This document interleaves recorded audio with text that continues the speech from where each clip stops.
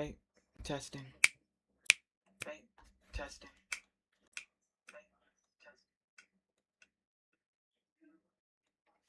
There you go.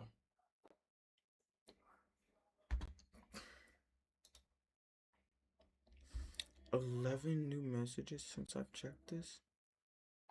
LeBron is grinding, bro.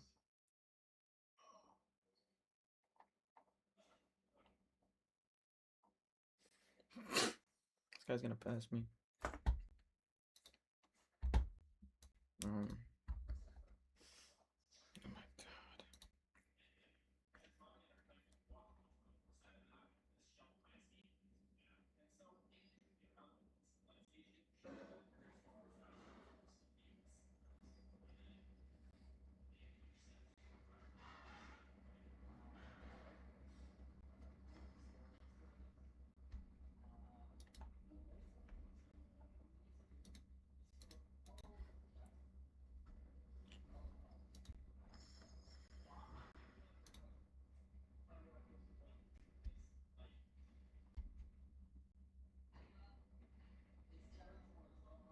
I haven't posted yet today.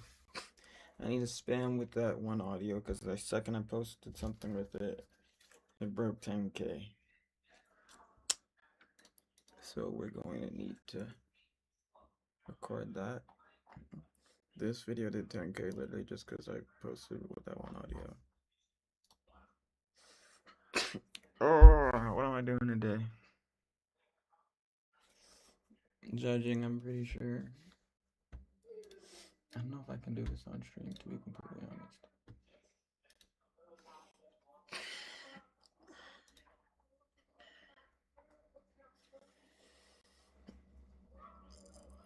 Oh my god. Desk cam.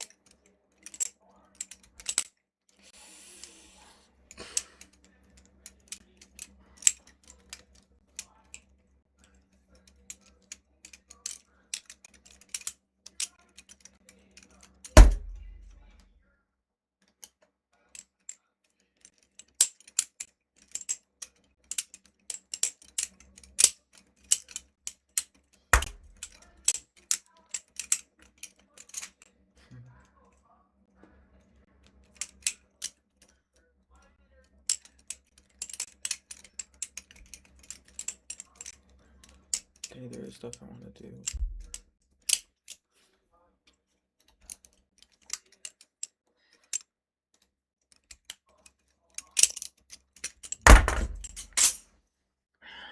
He's going Jabril.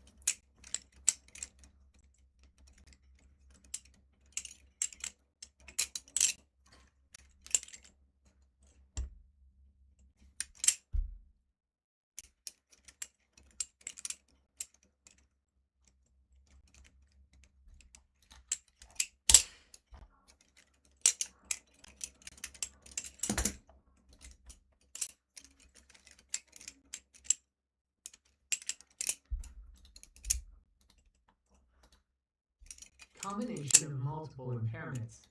When drugs and alcohol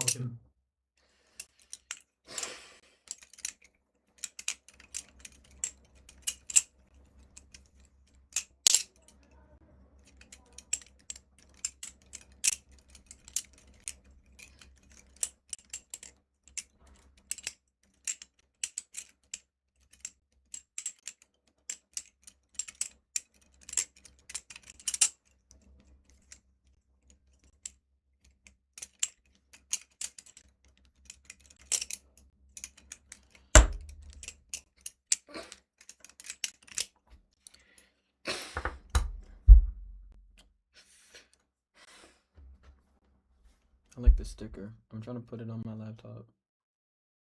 I think it's hilarious. But I don't know where to put it. It's from a skate shop. It's from my local skate shop. But I don't know what to do with it.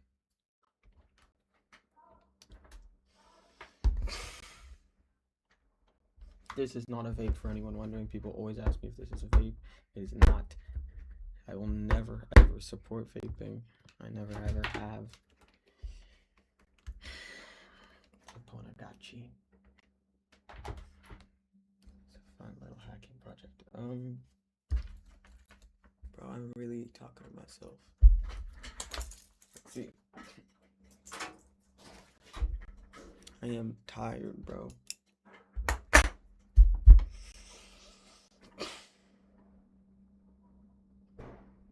Let's get Guidra MCP working on the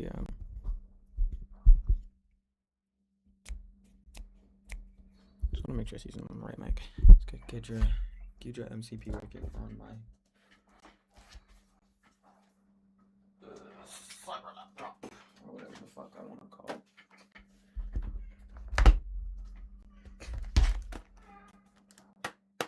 I like this thing.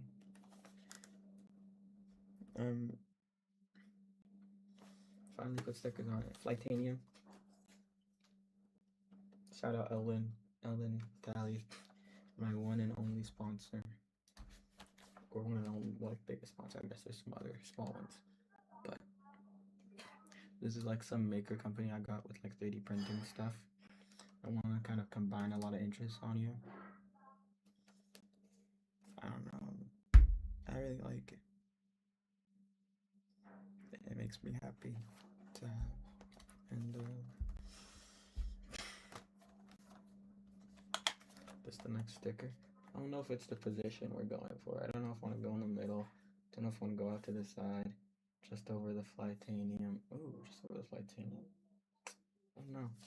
It's a different color. Having a pink and a blue on this here feels so. But I want this thing to be covered eventually. You know what I want? I want a DEF CON sticker. 18th birthday. Come on now. 18th. I'll go to DEF CON. My 17th is in 4 days.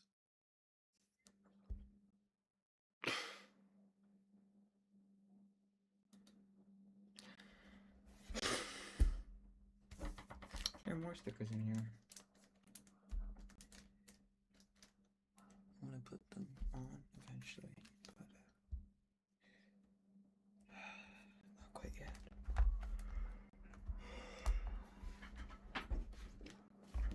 Wake up, buddy.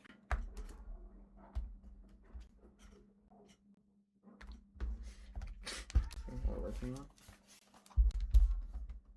It says Guidra MCP GitHub repository.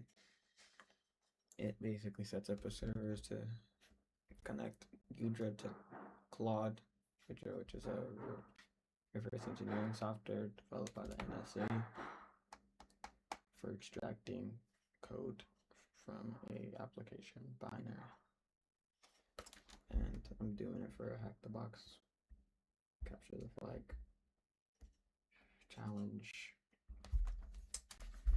I don't know how much XP I'm getting for it, but I want to get enough to continue my streak because I'm at almost 3 weeks, but today's the last day that I can.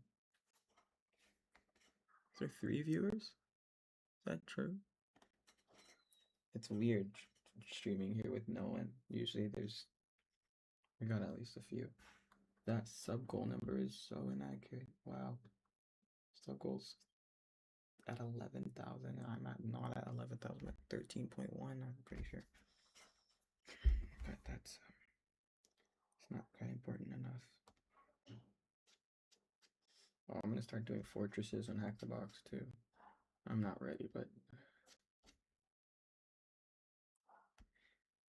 I try things and learn along the way. Set a ridiculously high goal. I learn a lot more on the way than you might think.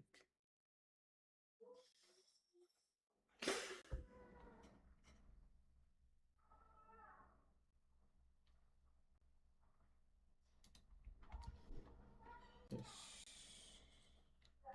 how we hacking.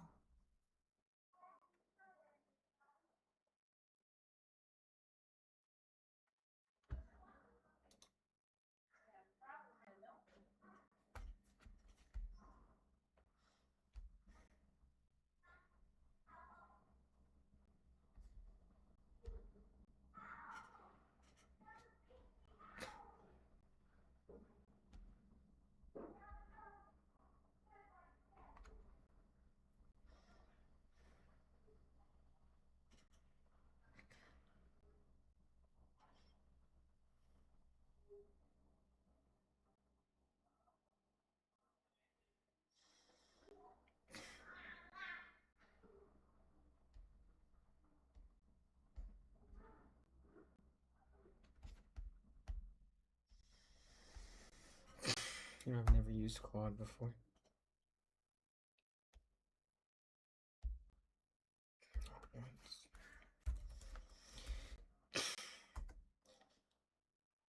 I have heard good things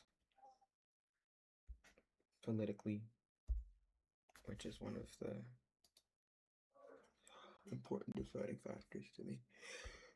For chat, OpenAI was pushing against Trump and the Devil Squad in the government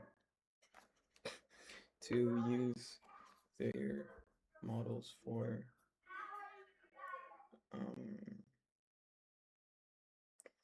strike commands, warfare, and that was good. But then they switched up and was like, never mind, I'm trying to get that bag.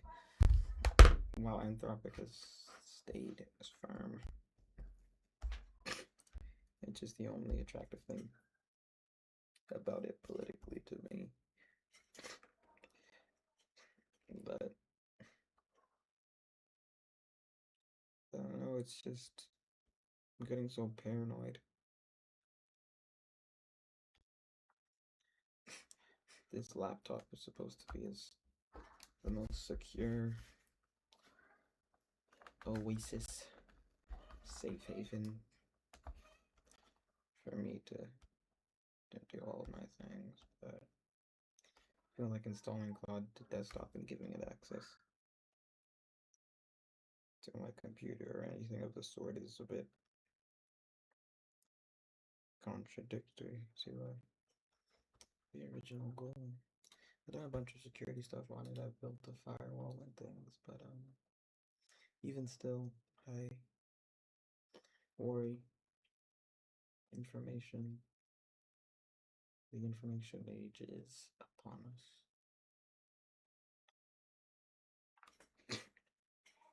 Everyone wants yours. Everyone wants mine. Everyone wants your grandma's. Everyone wants your kids. Your cats. But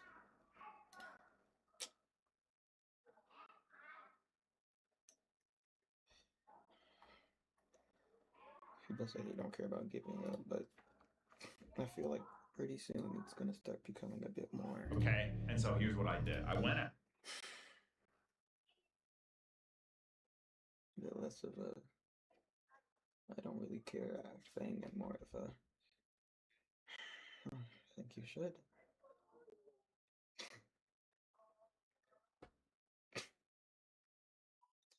Every illegal operating system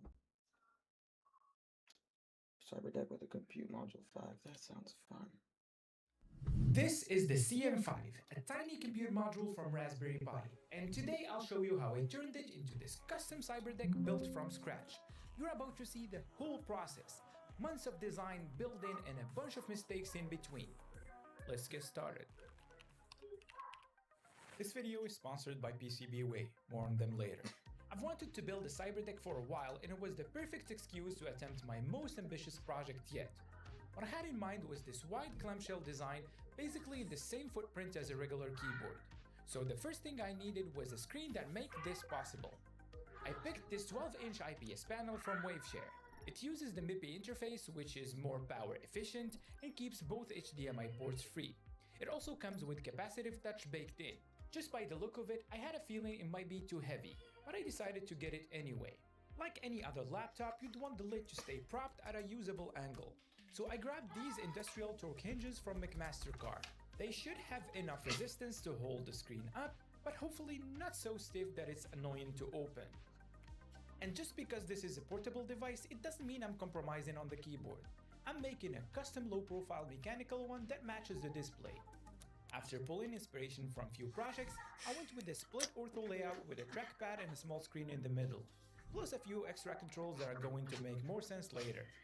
We're also going to need keycaps, and this set from Worklouder is perfect for an ortho layout. Now for power, I sunk an entire week trying to design the battery charging and power path myself, but the scope started creeping way too far, and I'm not comfortable sharing a project with charging circuitry that isn't proven and tested, so I'll be using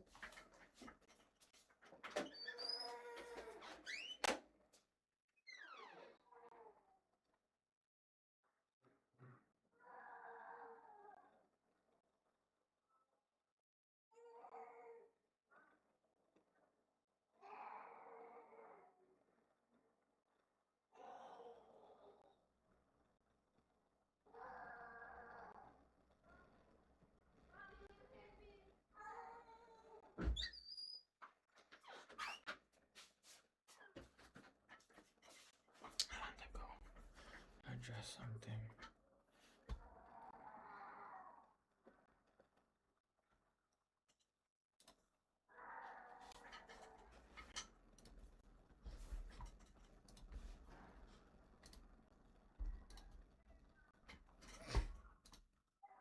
this UPS module designed for the Pi 5, and I'll use few tricks to make it work with the compute module. With the concept and core features locked in, it's time to start designing the CM deck. A compute module is basically a Pi without the I/O, and that's actually the point. You get to make those decisions for yourself and tailor to your own project. But designing a carrier with a bunch of high-speed signals has some challenges.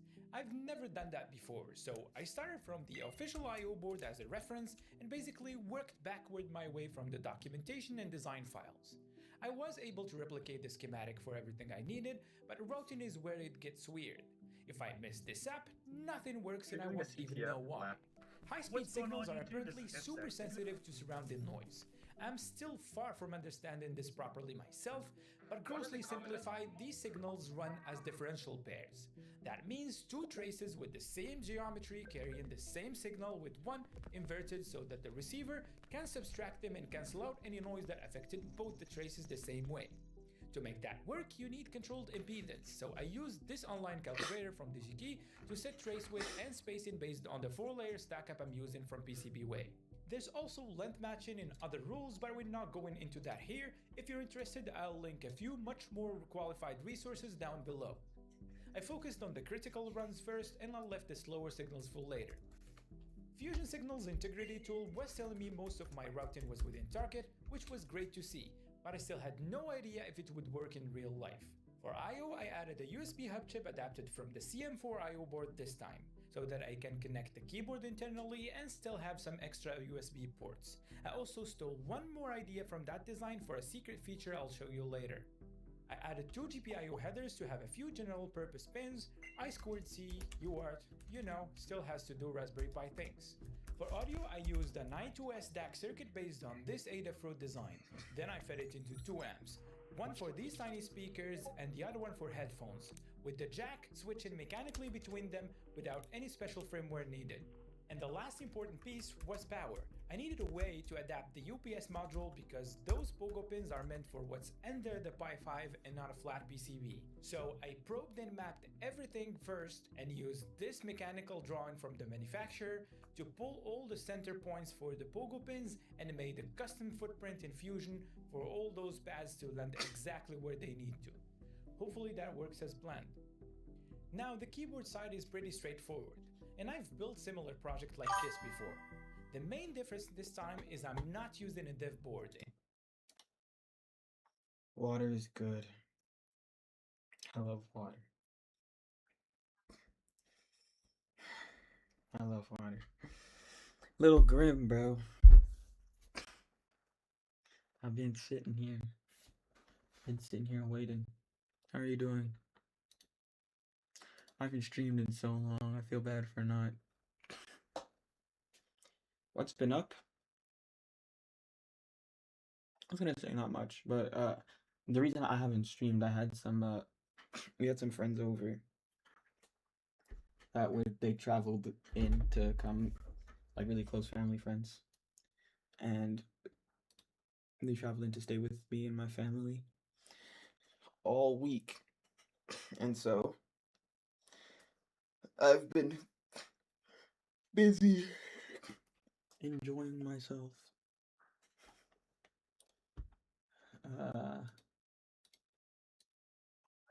Yeah, which is why I haven't been streaming. I've still posted every day, I'm pretty sure. But yeah, that's what I've been up to.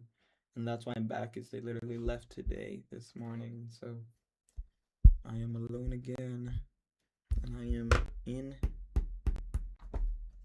the hole of the fucking scary little dark room. Streaming once again.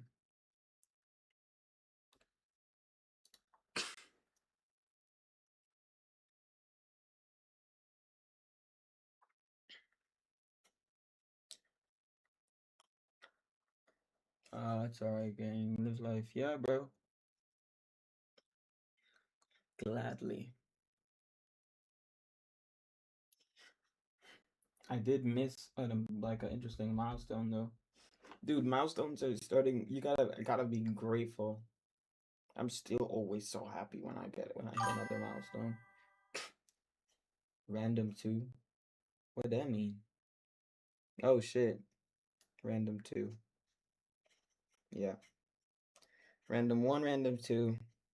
Waiting on a random 3. What's up, Jackson? Oh, but yeah, the milestones are like blending together, bro. We hit 13K and I barely noticed. I was like, oh shit. I didn't even see it happen. Usually I'm sitting waiting to pass the threshold. But I woke up today and we was already at 13.1.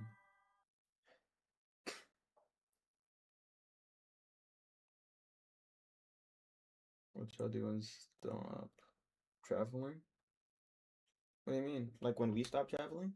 Like me or my family, or when other people?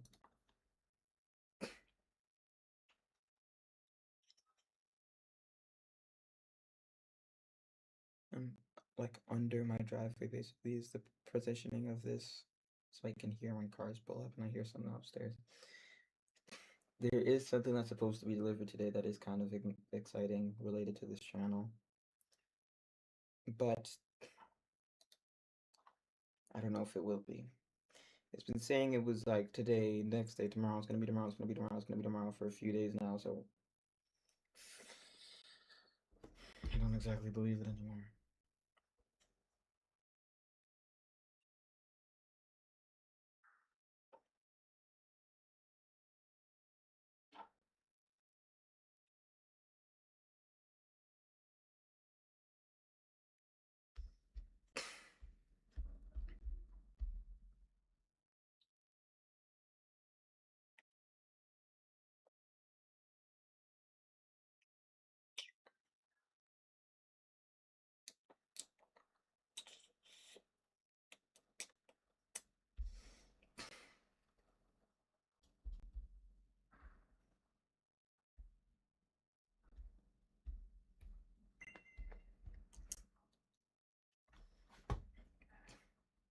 and put in the RP2040 directly on the PCB.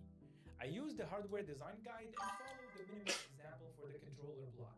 I then tied it into the key matrix, Story games, and that can always and happen. connectors for the OLED screen and trackpad. And if not, then you To make it. connect both the Yeah, bro. PCBs, I'm using two of these board-to-board connectors, Always. carrying the USB connection for the keyboard. I'm glad I got a video out. Button activity LED, To be honest, and so on.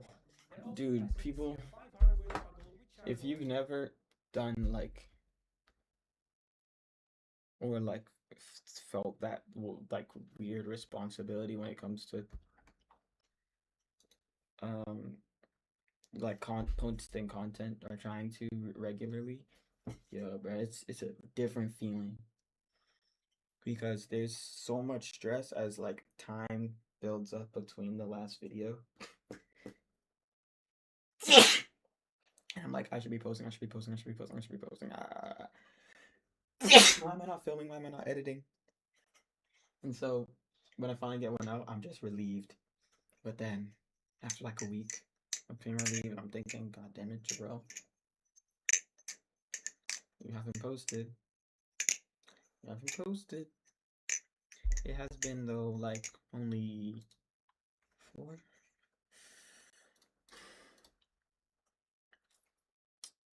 July 25th. Oh, so it has been a minute. It's been a whopping 6 days. Right? Yeah. And then there was a month in between the post. That post and the one before. Yeah, but we got it back in.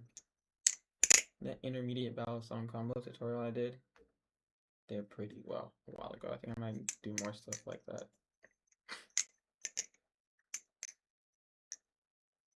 Not the most recent one, the OG one, but like, yeah.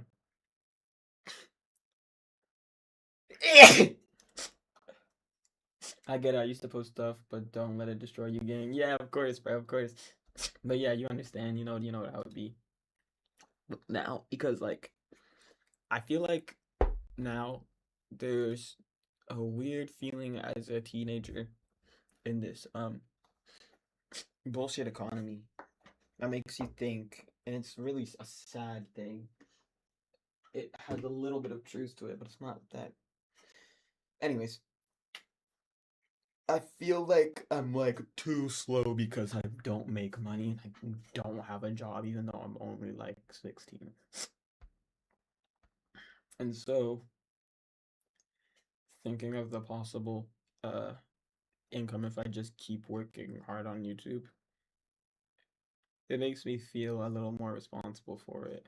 Or it makes me feel better because I have a responsibility that could hopefully lead to money in the future.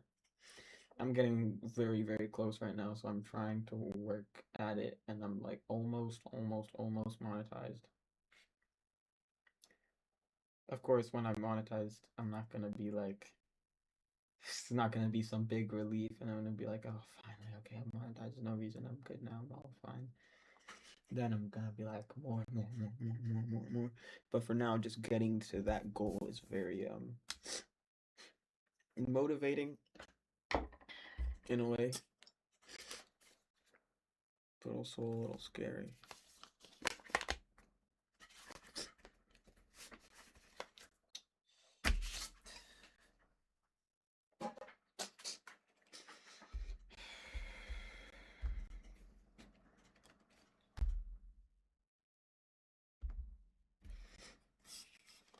But no, I don't plan on letting it destroy me. It's not in the script.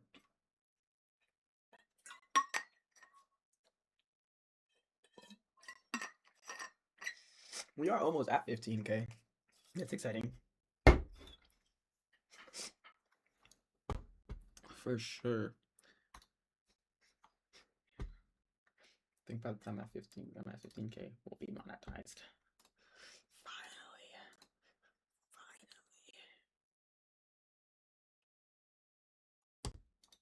Streamlabs. I want to update this follow goal because this thing is not staying up. Oh god. Why I have hiccups? This thing is not staying updated at all.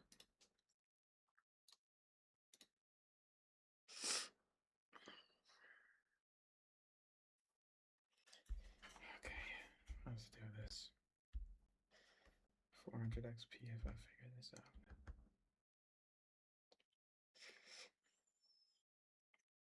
There's a very interesting feeling about sitting here in the dark.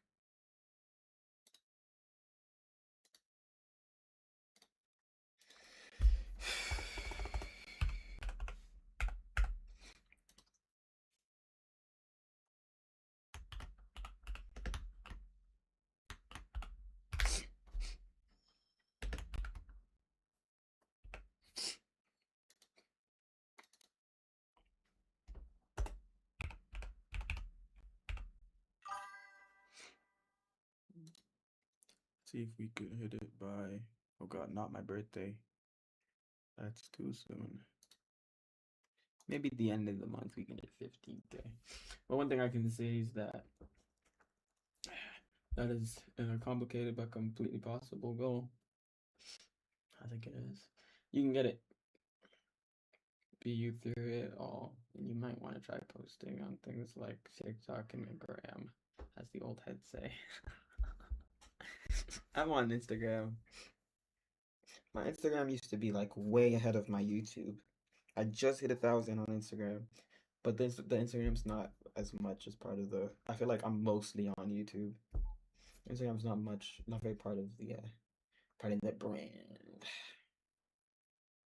It's more just like interacting with the community and things, and I'm glad.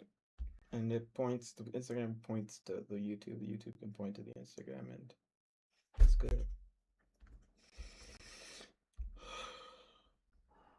But yeah, I know I'll do it. I know I will. So very soon too. Maybe I already have.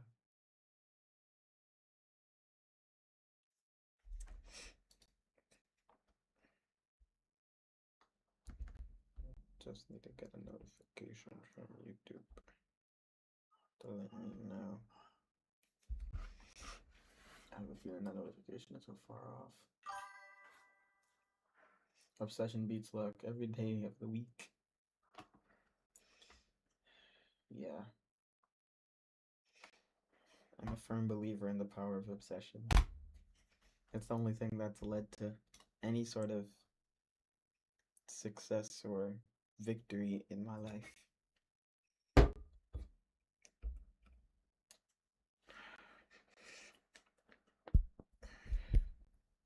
Very effective.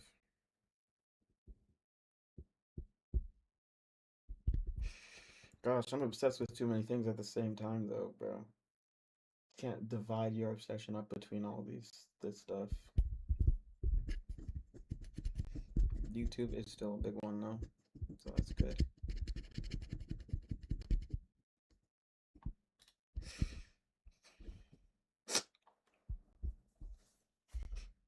Let's see now.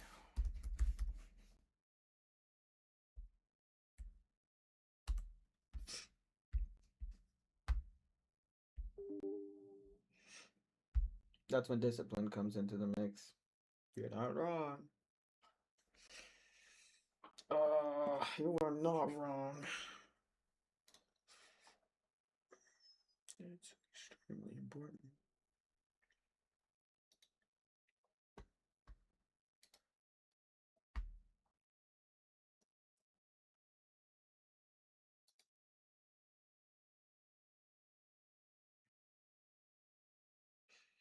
It's gotta be a better way to do this sub goal, bro.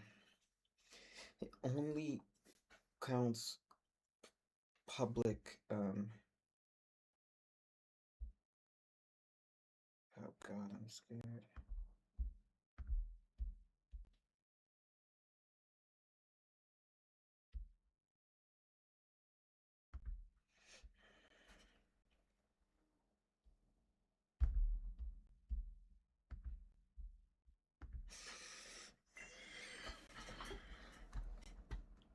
I think martial arts has taught me discipline. I like to think.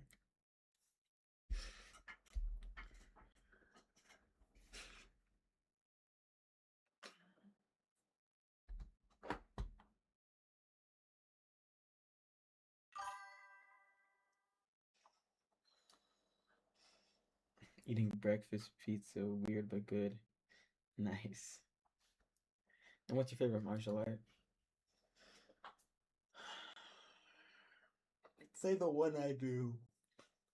I do only do one. Unless you count, actually, yeah, no, you could count boxing, but I haven't done boxing in a long time. I used to do it like semi regularly, but I didn't get stupid far like I have in capoeira. Capoeira, that's my favorite martial art. That's what I do consistently and still to this day.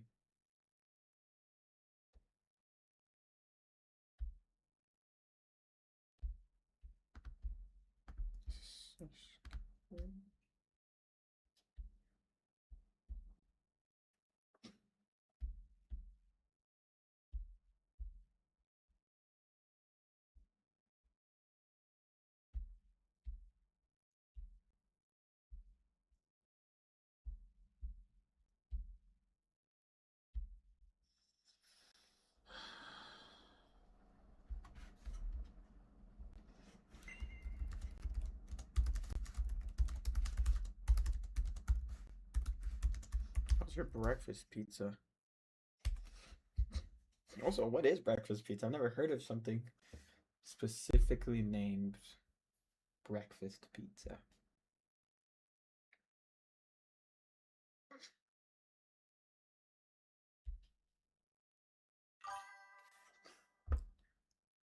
I'm a weird combination of a bunch of different martial arts like boxing, taekwondo, weird original China martial arts from like BC and other stuff.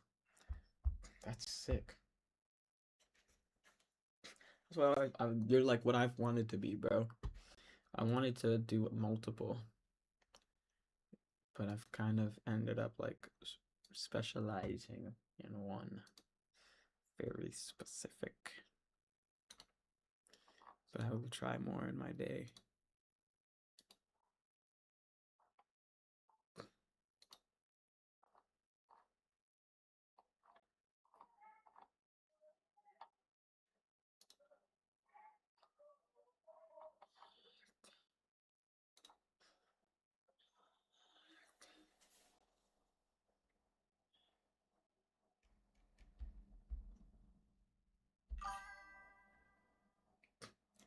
Master of one is technically master of all. Seriously though, take it slow. I'm just doing all these because I can't pick and choose.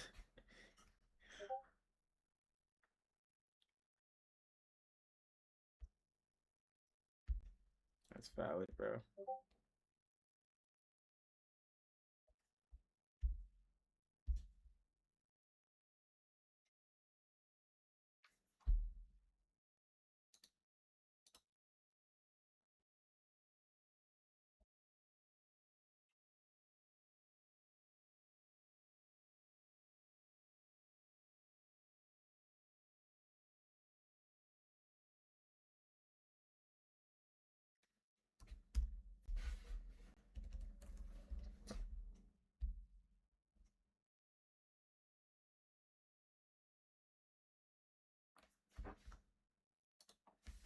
Supposed to be judging.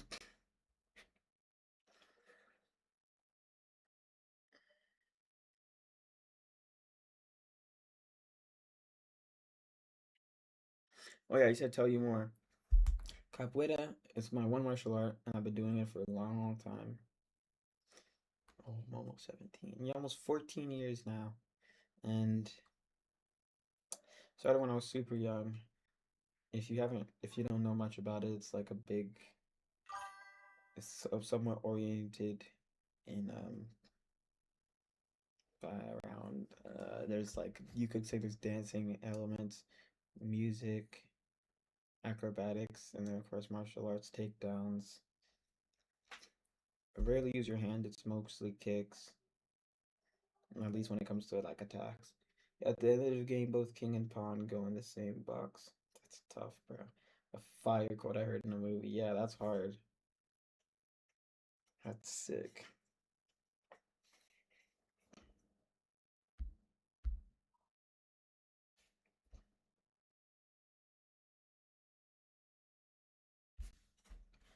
At the end of the game,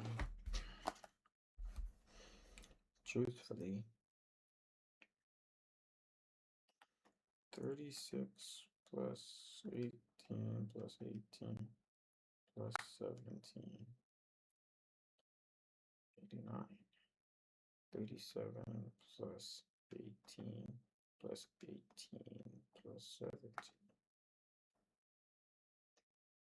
It's gonna be 90, right? 89 to 90. Sounds fun. I'm gonna do some digging on it later. You should. It's this is a niche one. It's crazy. But I've been doing it so long. I've gone far. And I am glad.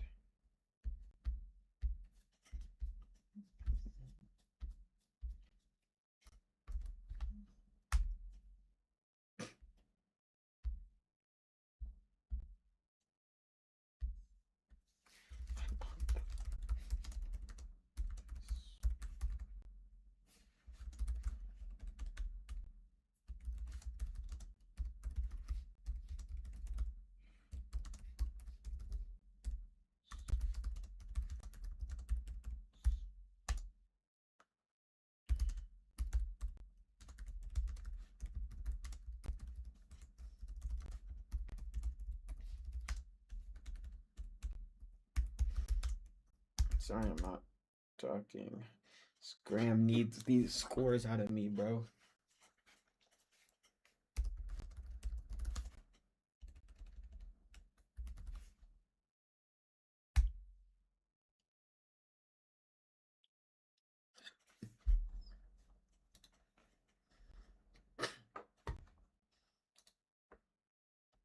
To matter later.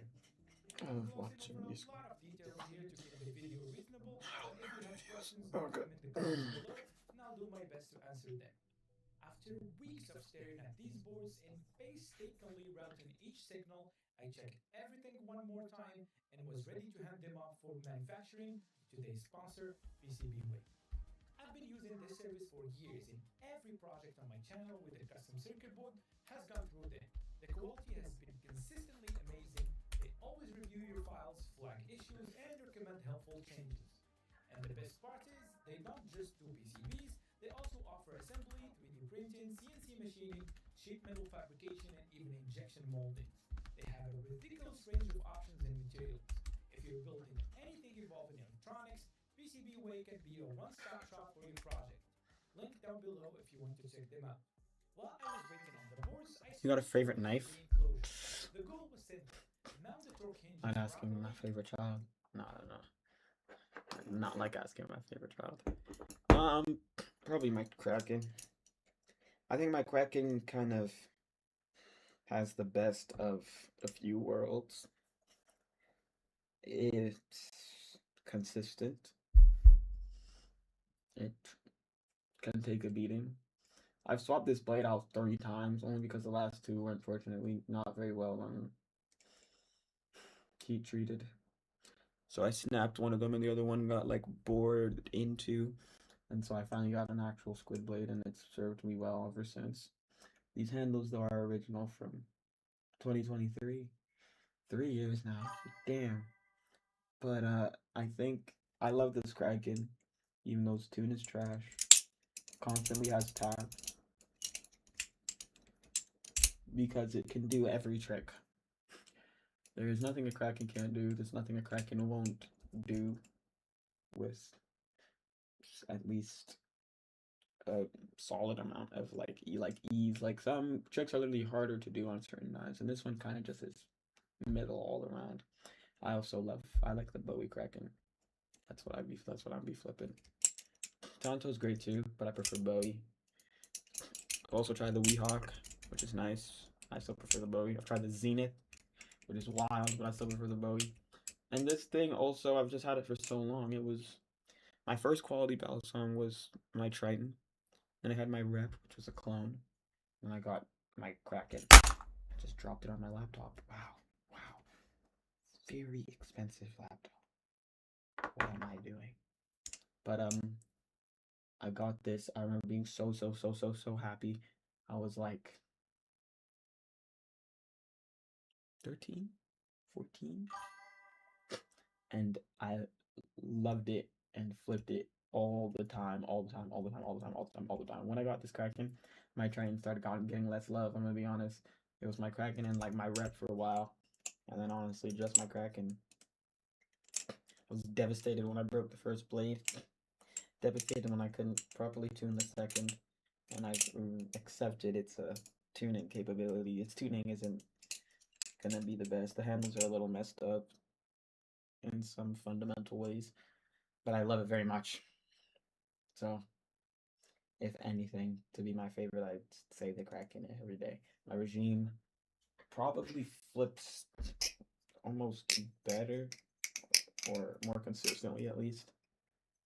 It's one of the best I own for sure, but I'll go back to the Kraken no matter what.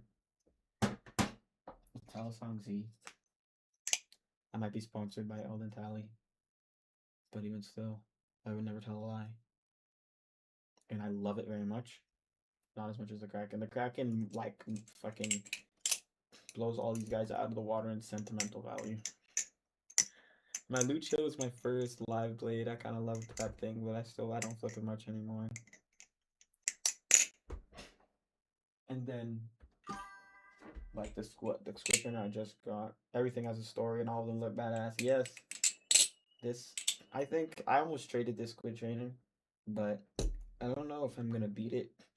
But I think I'll have it for many years because the trade fell through, and it's now the first knife or anything for that matter that I bought at Blade Show, at my very first Blade Show this year.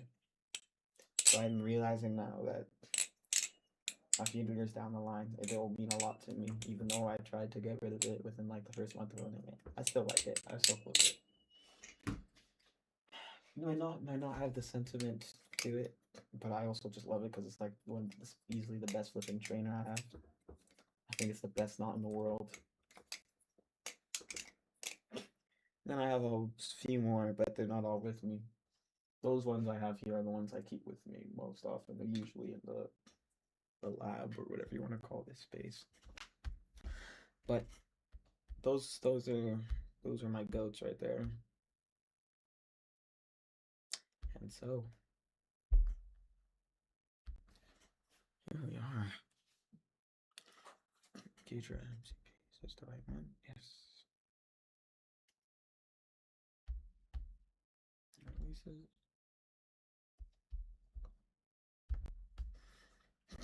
Dude. Yeah, no, it's true. Everything has a story. I think the story is pretty important for like anything at all. Anyone. The goats in the chamber. Yes, bro. This background looks like, I don't know, death. It looks like pain and suffering. This is just an abyss. Streaming in the abyss. My shirt fades in perfectly. You cannot see my body. Now the sides of my chair are covered here. Look. If I stand like this, you can have like a floating head. You can kind of see outlines. It's crazy. I don't know why I sit here in the dark, bro. I should probably open my door. There are no windows, so we can't really do much about that. But yup. Cracking every day of the week.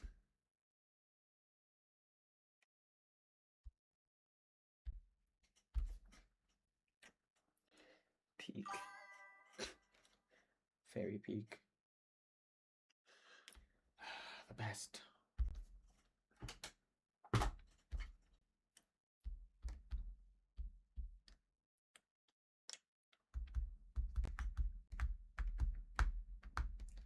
I know something very interesting about my age currently. Not something very interesting. Very interesting experience I'm having now. I don't know why it's so stupid, but I don't like lying about my age on like apps. Like if you ever sign up for an app, a lot of apps they need you to be a certain age, and if I'm above that certain age, I'll usually put it in, but I'll make sure that I'm above it. That way I don't get any like parental locks or some stupid shit, right? I don't know why. I just like it being true. because like when I was like a tiny jit, I would just use my mom's because I'm not allowed to use like anything basically at like fucking 8 years old or whatever. And bro, now that I'm almost 17, 16 it seems to be the age for a lot. So I've put in 16 and I don't get any like parental like stuff. But now the things that require 18, I'm like so close. I'm so close. So close. Sometimes I once literally like waited the extra few months to turn 16 so I was like the right age for some account. I don't know what it was. I don't know. It's so weird. I think it's kind of weird. I don't know anyone like that. But yeah. Now I'm almost 18. Almost. And here I am trying to make a cloud account. And I'm hit with the big question.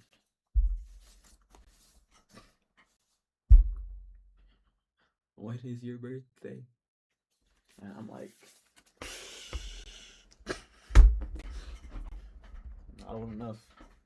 But like, I low key need to grab this account real quick.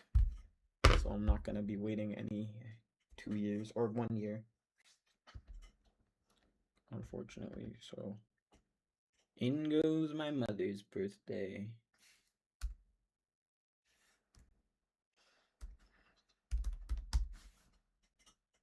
I was born in the 80s, guys, as you can tell by my physical features. Here we are.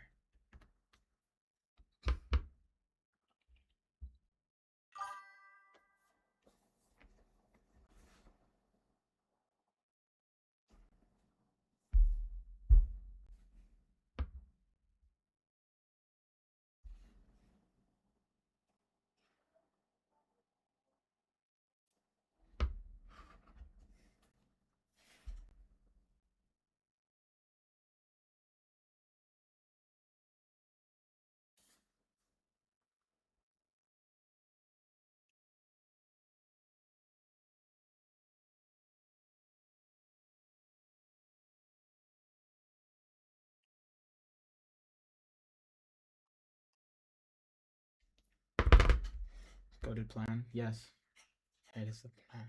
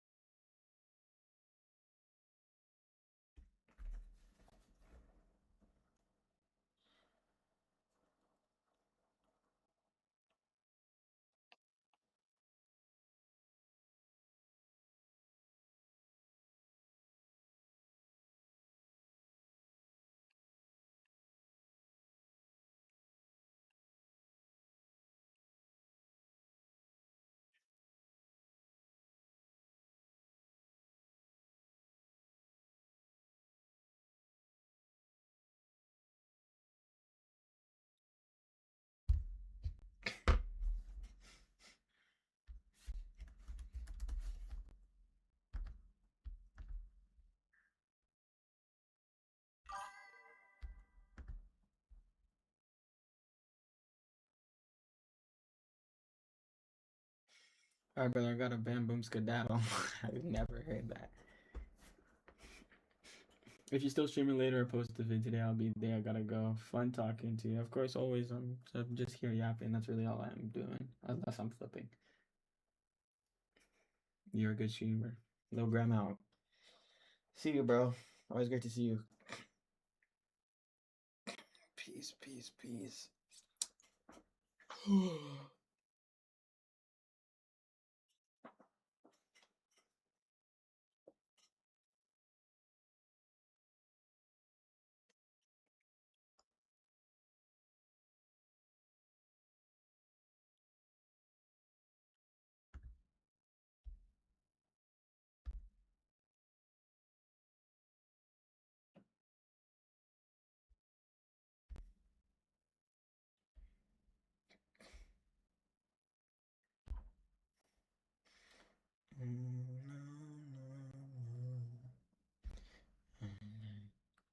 They can need you to think.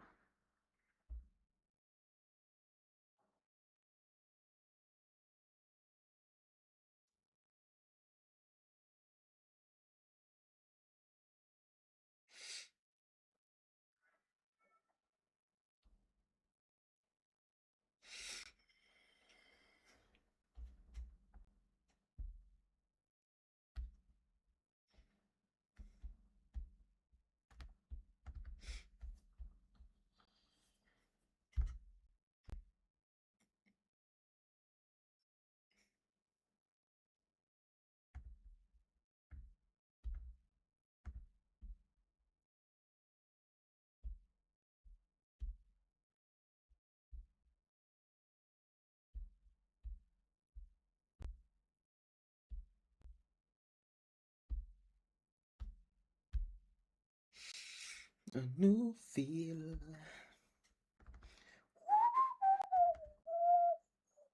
So The shell thin and make it look like something I would actually want to use. Problem is, at the time I didn't have the display in hand yet, so I modeled it from the product dimensions, and yeah, that's something that I later regretted. I tried to balance aesthetics and functionality, but a few issues started showing up.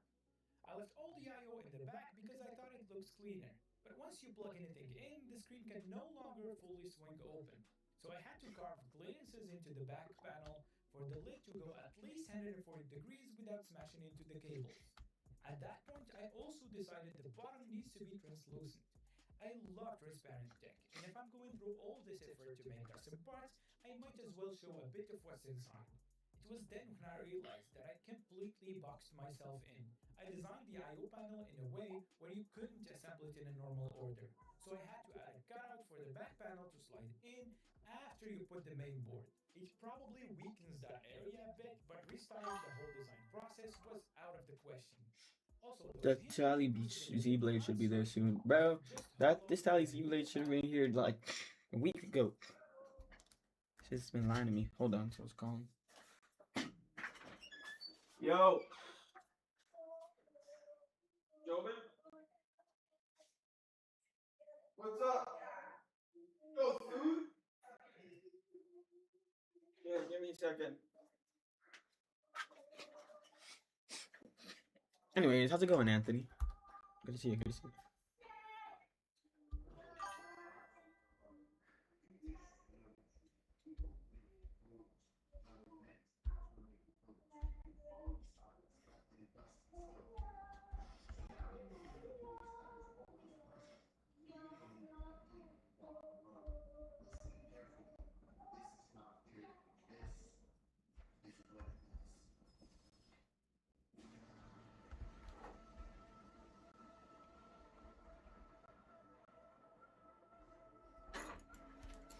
It's going well. Good to hear.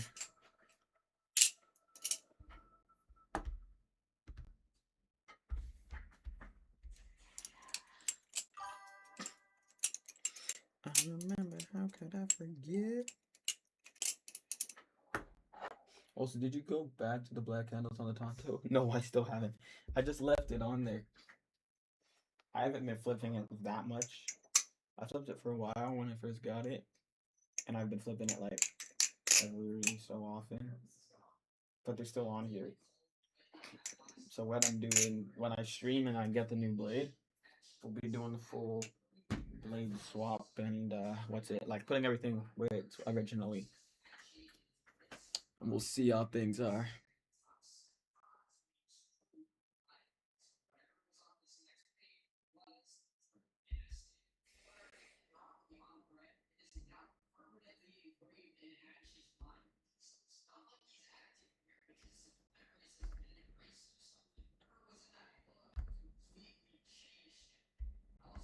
Yeah, but give me a second. Unfortunately, right when you popped in, my brother's got something for me upstairs. So if you give me a sec, I'm gonna come back. Since I got shit to do down here anyways.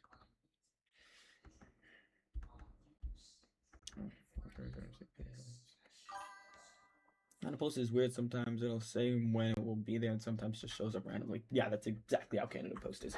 It's exactly what happened with the handles. So stupid. It literally said it's arriving. It said it was like it's going to arrive today, and that was on like July 27th.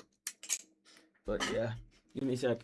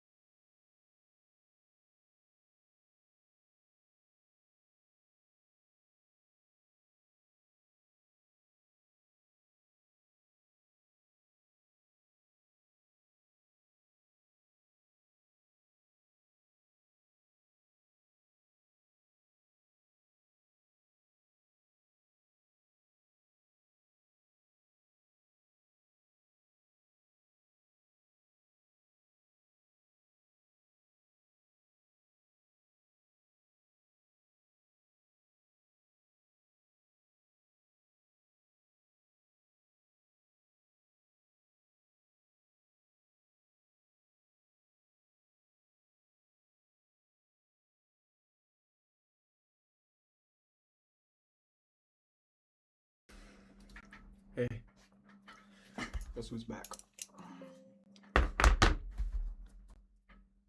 It's not your dad. Sorry. Got the food. This riser modules. I wanted the keyboard at an angle and I needed more room for cooling, so I made way too many versions of these until they felt right. As I finished all that, the PCBs and keyboard parts showed up.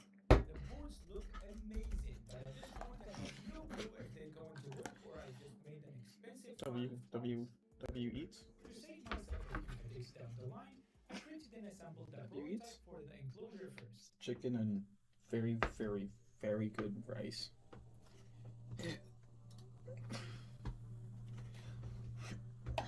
The three main pieces barely fit and basically maxed out the height on my printer. This was just to validate measurements and catch anything stupid early. I installed the heated inserts in the display back shell, which I already modified quite a few times. Turns out, the product diagram I modeled the display from was missing a couple of important details, so I had to remove a lot of that wall I needed for the hinge screws. But I gave it a shot anyway.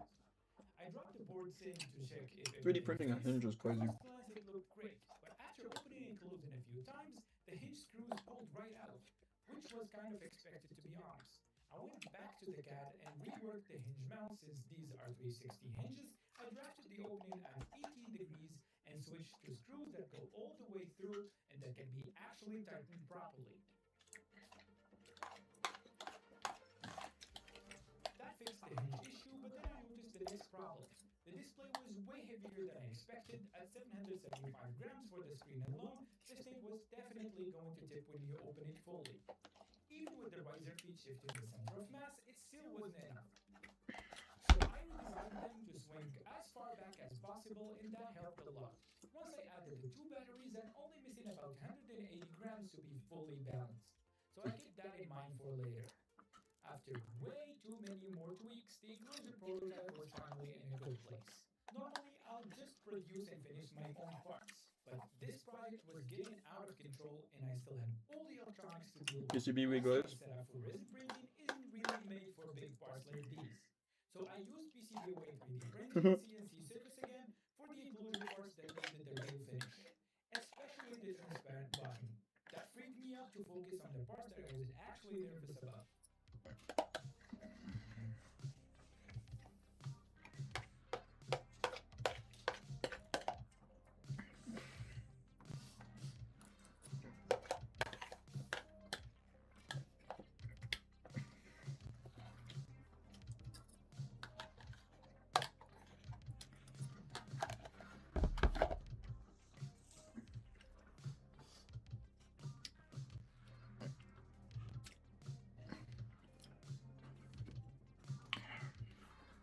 Yeah, just those very micro soldering, a real micro solder. I'm going pretty small, but not that small. After a while of manual pick and place, I had most of the SMD down and it was time to reflow. But this board is huge and it was hanging off the hot plate, so I had to do it in sections and kind of help it along just to get the important stuff to reflow. Which also meant that I was definitely going to have to rework later.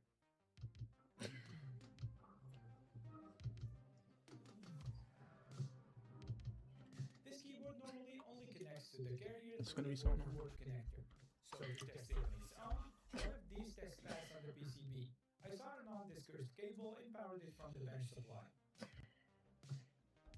The power rails looked fine, nothing was on fire, so I moved it to my Mac, and it showed up as a drive, which was a huge relief. But I still couldn't flash anything to it. Turns out I missed the one very obvious mistake. I never connected this very important pin on the flash chip. Oops. One bunch wire later, and the test sketch uploaded fine, LEDs started lighting up, but not all the way. I had a couple more cold zones to retouch, and then it was finally working. Next, I tested the OLED screen and added the through-hole components on the other side. It's along with extremely the power impressive, button and guys. two That's LEDs. like there. To wrap up the keyboard, I flashed QMK, the open source keyboard firmware I'll be using this time. At that point, it was good enough to set aside, so I moved on to the carrier board. For starters, I was surprised by the size of the box the stencil came in. Turns out that I am an idiot and I ordered it with framework. I still used it though. I clamped it to a scrap board and lined it up the best I could. was not the best or latest-based application, but I did the job. Assembly was basically the same process as the keyboard, except that I made it way harder for myself by accidentally picking some of the tiniest ESD protection I've ever seen. I could barely place it by hand. I stared at these footprints for weeks in CAD, but I didn't realize how small they actually are.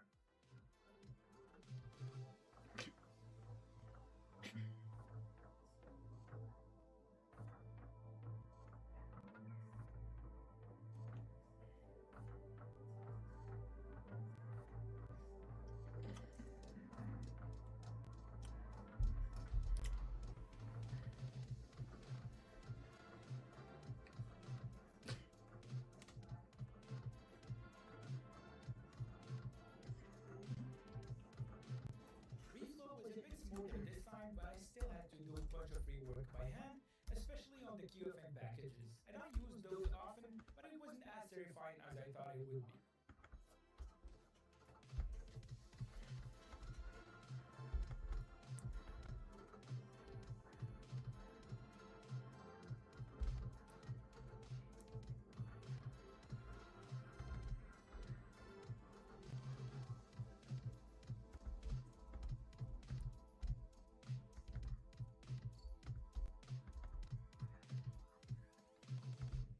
With the components soldered, it was time to start integrating and testing everything together. I started slow at the better supply with the low current limit just to make sure nothing was shorted before introducing the compute module. I checked all the voltages on the test pass and everything looked fine. The CM5 was drawing at around 500 milliamps, so I added a monitor to the setup and rebooted. I could not believe my eyes. After months of working on this, seeing anything on screen was a huge milestone. Now I needed to see if the rest of it actually works too. For this next part, I needed to disable the boot from the MMC, so I added the keyboard PCB and toggled one of the hardware switches I mentioned earlier. With both boards connected and powered on, I plugged it into my Mac and followed the official flashing guide. If everything went well, it should show up as a mass storage device.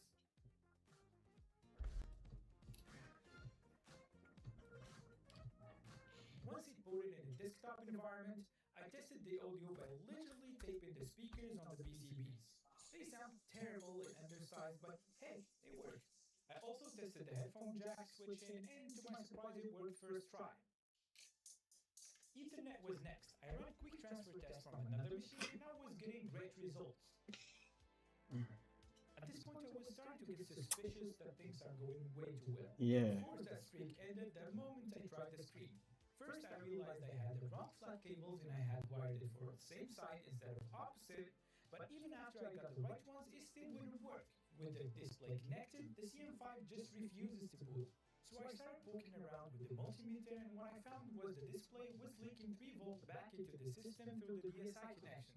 With the display powered externally and connected to the board, I could see 3 volts present and even 2.5 on the 5 volt rail, which is probably what was freaking out the CM5. To fix it, I cut the 3 volt line going from the CM5 to the display because I didn't actually need it in this case. After that, the screen finally worked as intended. Once the display was stable, I moved on to storage. The NVMe drive showed up right away, so I partitioned it and ran a couple of quick transfer tests. Speeds looked great once I switched to PCIe 3, and I also tested the USB 2.0 ports of the hub, and those were okay too. Next up was the power module, which was the last part of the integration, but before I could install it, I had to remove the power jack and power button, since they were going to interfere with other components. I also added a bit of solder to the pads that contact the shorter pogo pins, since those were meant to land under a header on a normal buy.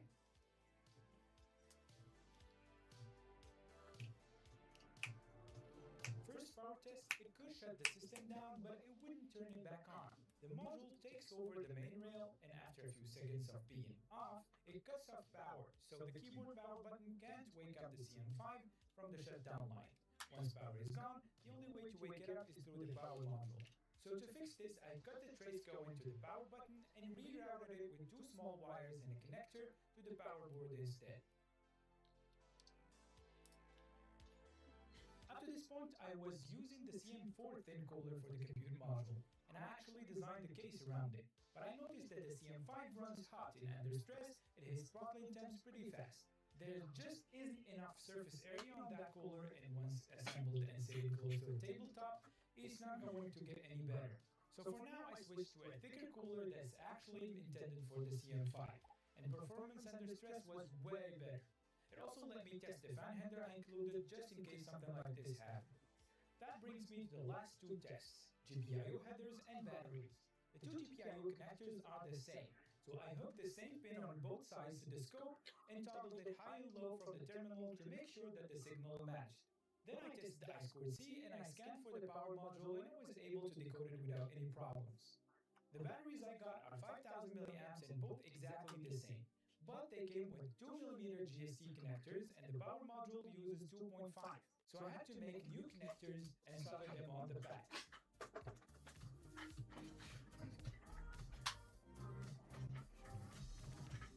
The UPS module lets you run two batteries in parallel, so I checked that both of them are the same voltage before connecting them. Everything booted fine on batteries. I used the manufacturer's script to monitor what was going on. Then I plugged in that 27-watt official power supply with its charging and power path behavior. For the first time, the system was running fully off batteries, charging properly, and cutting off at the right voltage. At first, I was going to pull the battery information into the keyboard firmware and show it on the OLED screen, since the keyboard can access that same I2C bus. But luckily, I found a native kernel driver for that exact battery gauge chip used on the power board. That gave me native battery reporting, graceful shutdown, and I was even able to add a charger detect.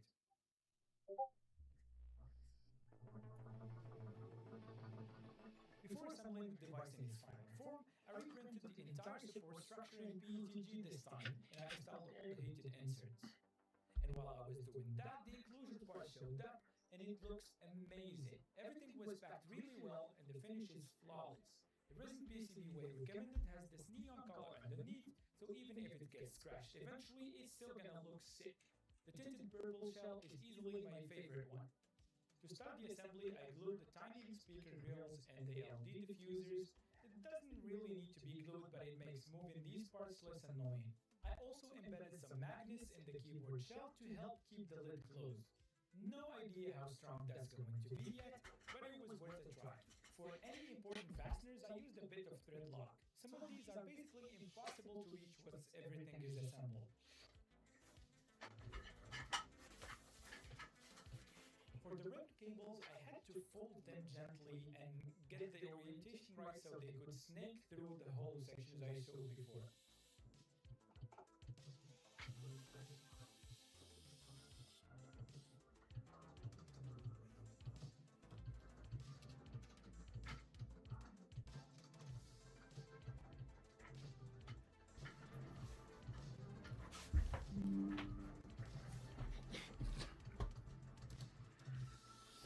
Modern stream.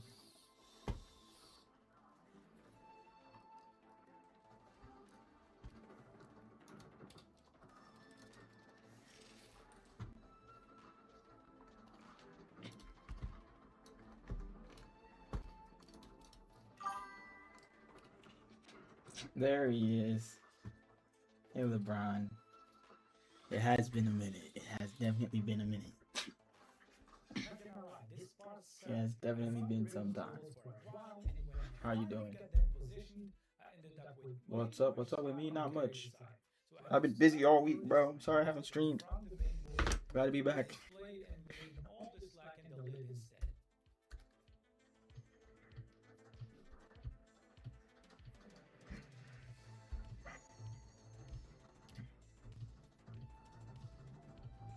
And to deal with the weight distribution issues from the prototype, I also added two brass weights that PCB Way machined for me. You might not even need both or any at all, but I wanted to be able to open the lid fully and have a solid base.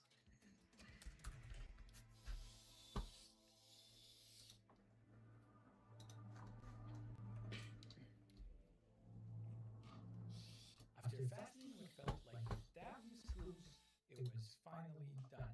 And here's the final result.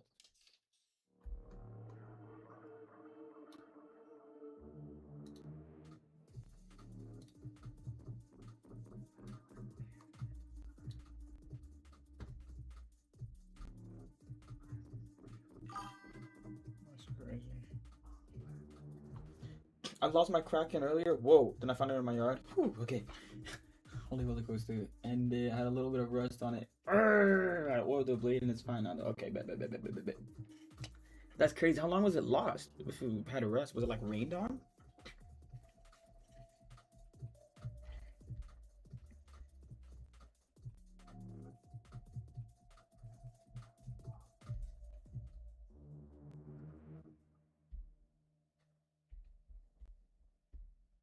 Now that it's fully put together, let me show you a couple of changes I made and some features that I really like about this build. I mentioned earlier Like a couple hours, probably like 3 and the grass was wet. 3 hours and it started rusting. That's kind of crazy, no? Man, I don't know much about blade steel, so I might be wrong. That is wild after just a few hours. Already on for this to work, and you cannot power it from that port. It only takes power from the main input on the UPS module. The other bonus with this is I can update the keyboard firmware without taking anything apart. And since the display is touch, I can still do some basic stuff on the CM deck, even while the keyboard is borrowed by another device. I don't know what I'd do if I lose my Kraken, bro. My Kraken is my life. The constant water contact is what did it. Yeah, I'm sure. Nothing else I really would. That's insane. And with the native driver support, I can actually set the idle behavior to save on battery and shut down when it's low like a real laptop. I'm really happy with the form factor, but I'm still getting used to the layout for the keyboard. I can really see myself using this for some everyday tasks. The screen ratio is a bit awkward for watching video, but it's great with two small windows side by side. Writing on this format is surprisingly fun, and that's something I see myself doing more of on this device. If you want to use a part of this project or just to poke around in the design files, I will post a link to the GitHub repo below. I'm not sure I'll have time to make a full build guide for this time, but if there's demand for it enough, I might consider working on one. Never had a knife of mine rust. This has been the longest I've worked on a single project. It took me months to finish, but I learned a lot and I picked a lot of new tricks along the way. I hope you enjoyed following the process. Thanks again to PCBWay for making this project possible, and thank you for watching. I'll see you on the next one.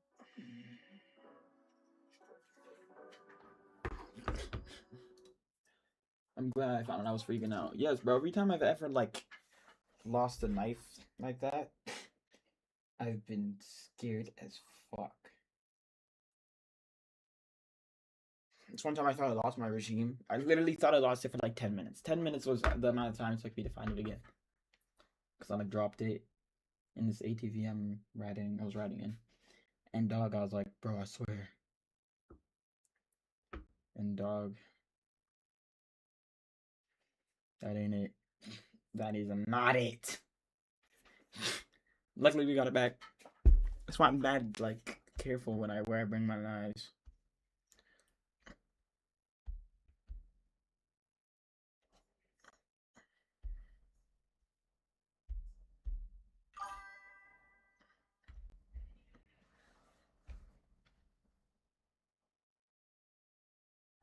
To run that bat.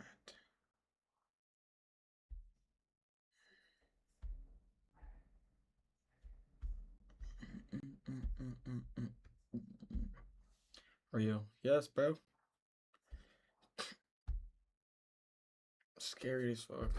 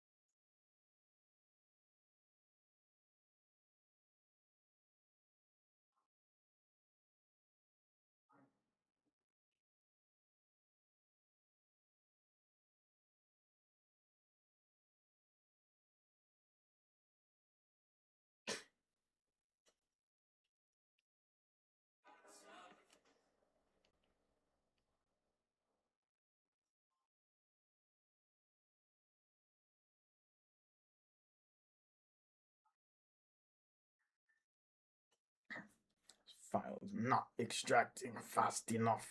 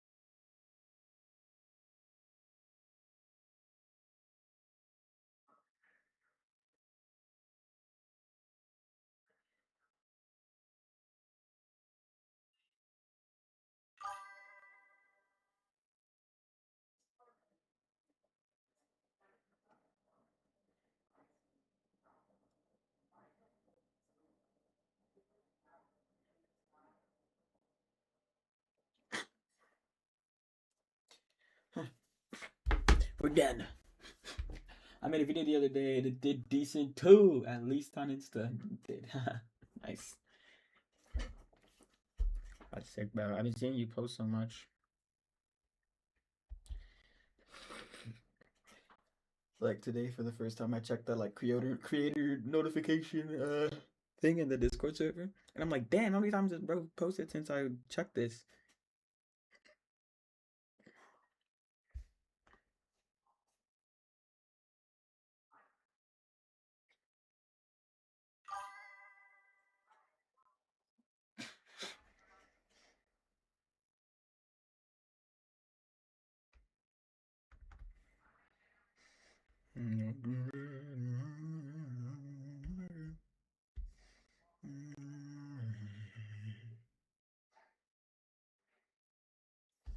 Bomba Cloud, where's that JDK?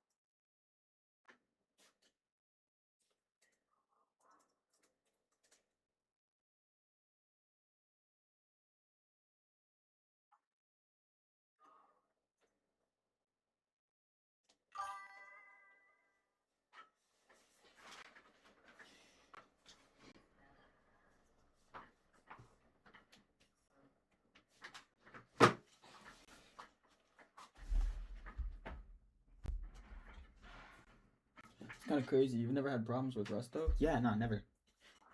I try to keep my knives dry. I wash them. I would wash them pretty often, but I'd always make sure I dry them off. And I have never like lost one in wet grass or anything like that, like you just said. So generally, nah, not yet at least.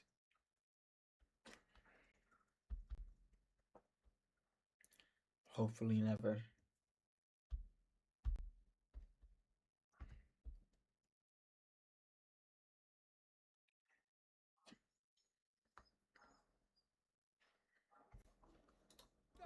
Chevy Corvette for a deal so good I can't even wrap my head around it. And in this video, we're gonna fix it up, clean it, and hopefully sell it for a profit. And with those profits, I'm gonna be buying a supercar for one of you guys watching this video. But let's not get too ahead of ourselves. How did we even get here in the first place?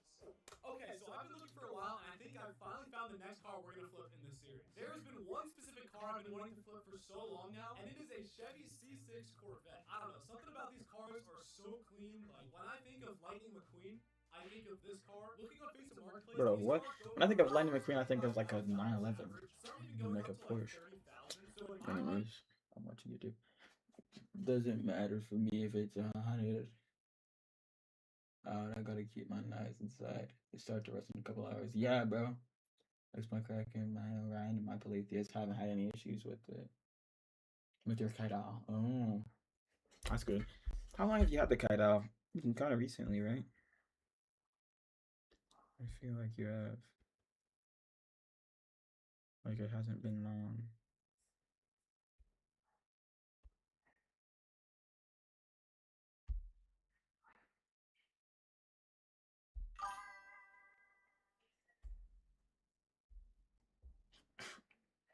Hold up, I'm a check.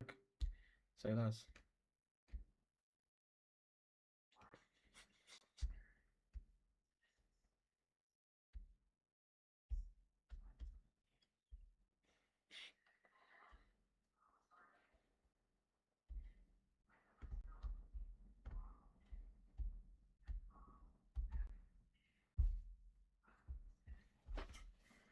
If I can 4 find- months? Okay, so it's been pretty recent.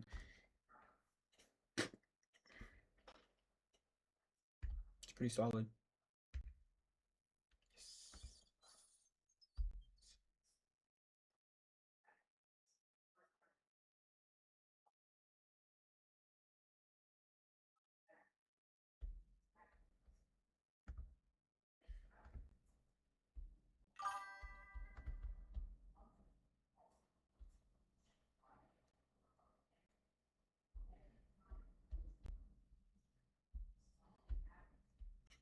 It's a great knife. Yeah, the kite owls I've flipped have all been solid. I haven't flipped any that are like specifically bad. I'm always supporting. I like it. It's fun.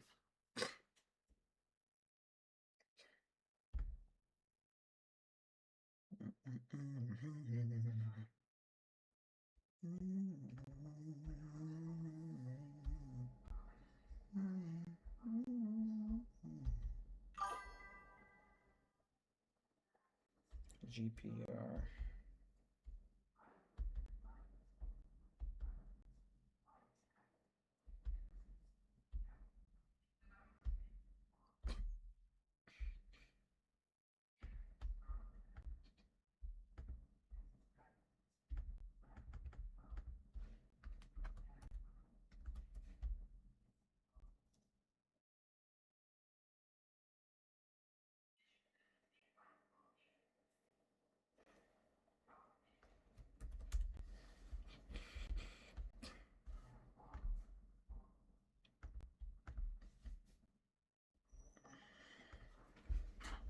It looks sick too. Yeah, it's nice. Give me a sec. Grab these washroom. Where's this thing down? 1 second, LeBron. Or maybe 2 seconds. Maybe 11 seconds.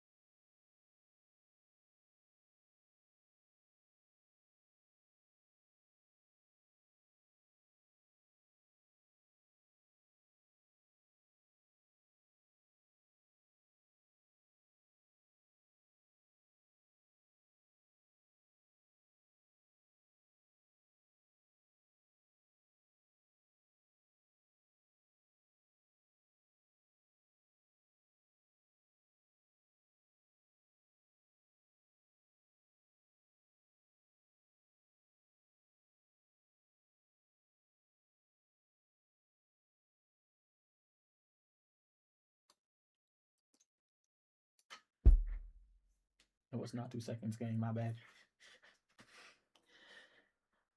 So every time I leave this room, someone needs help. Tech problems with siblings. And then finally got to use the washroom. Hands are still fucking wet 'cause I can't find a towel to dry my damn hands after I wash them. But it's fine, we're just chilling here anyway.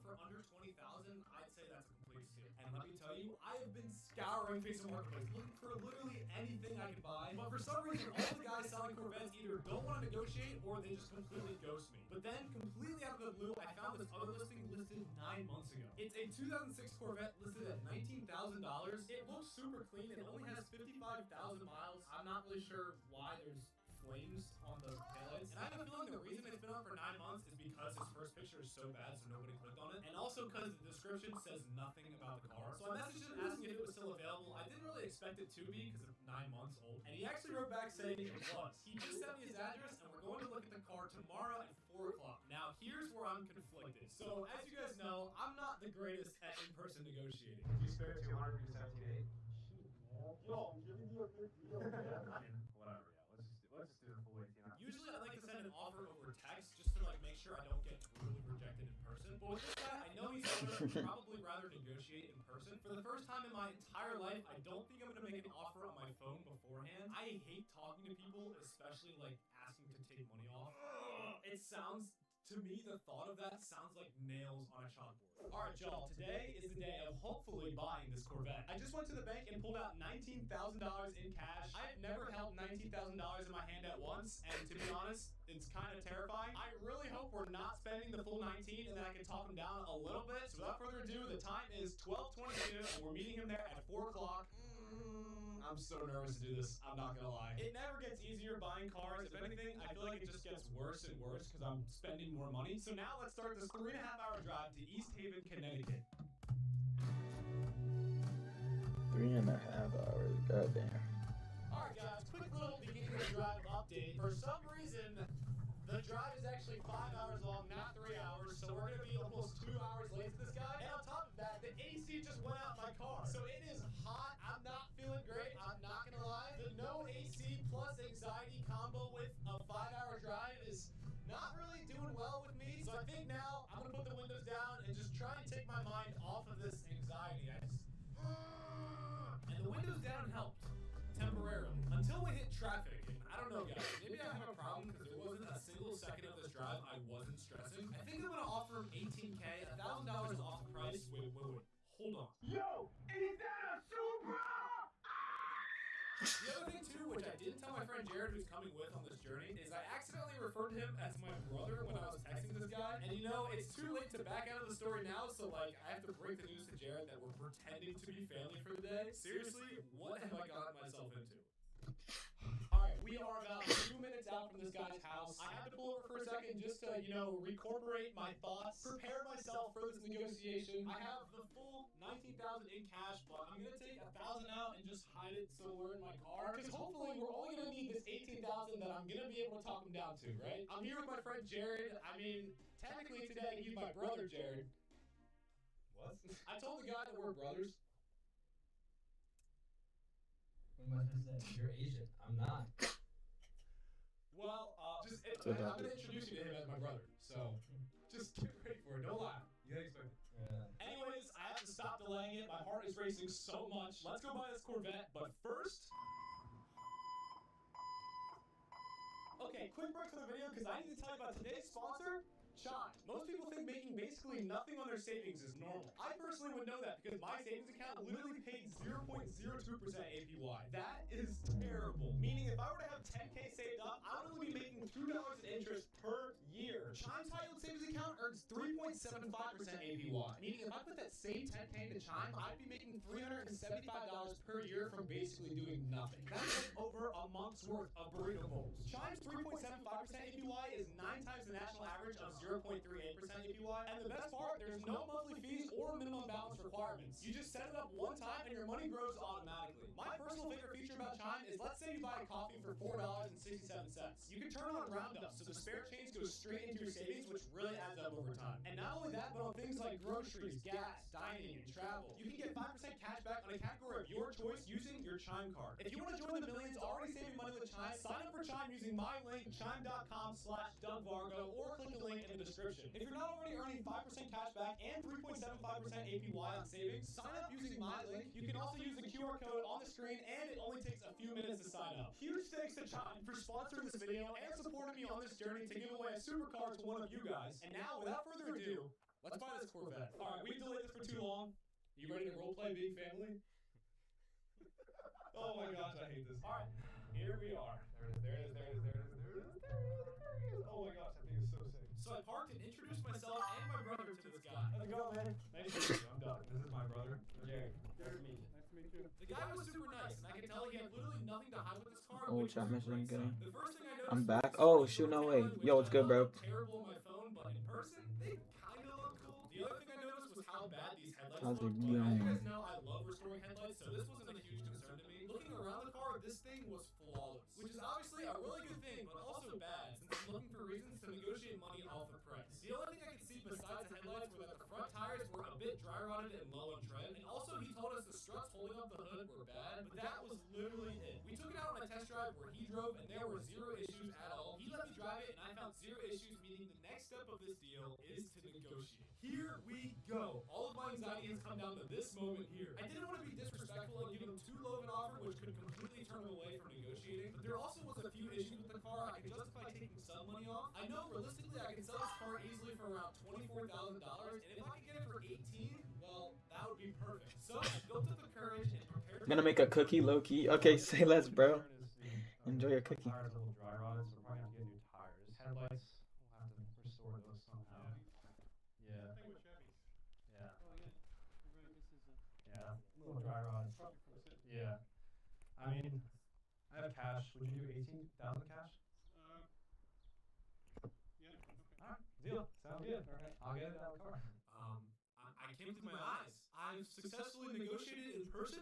Are you kidding me? This is the best day ever. All of that anxiety for nothing. See this right here? Keep quiet. Bring the Corvette.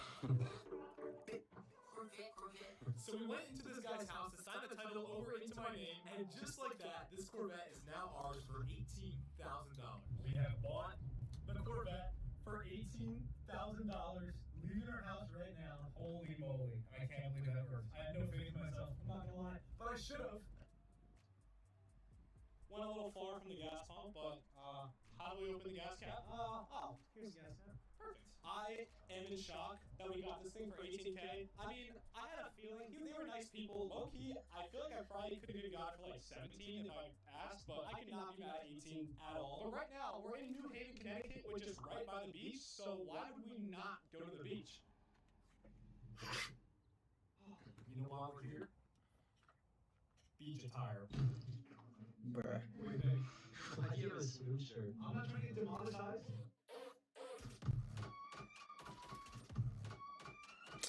This kid's actually not even real.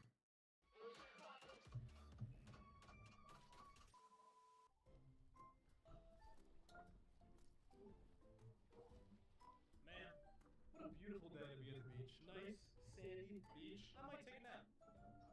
Yo, look over there. Over where? Let's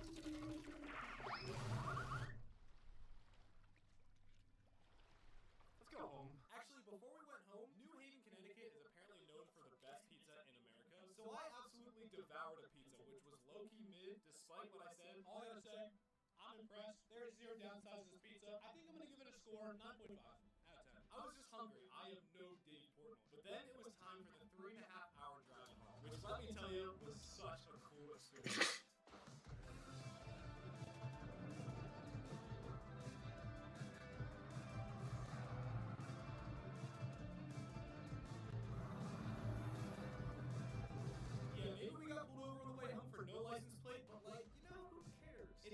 surreal feeling being in a place so far from home in a car you have no idea if it's gonna blow up or not, and just driving it like this is what I live for. And finally, after such a long day, I'm happy to say that we have made it home in one piece. But on the drive home, we ran into a pretty major problem. Not the fact that we got pulled over, but it's something else. I'll show you what it is in a second, but first I want to formally introduce you guys to my all-new 2006 Chevrolet C6 Corvette.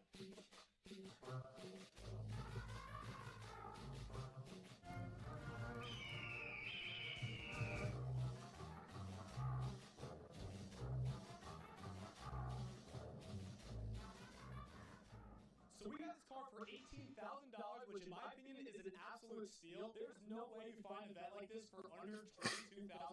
That being said though, there are a few things that need to be addressed, especially the thing that happened on the drive home. So now let's go over what we need to fix. Starting with the pros. The paint is in amazing condition, literally flawless. Yo, what?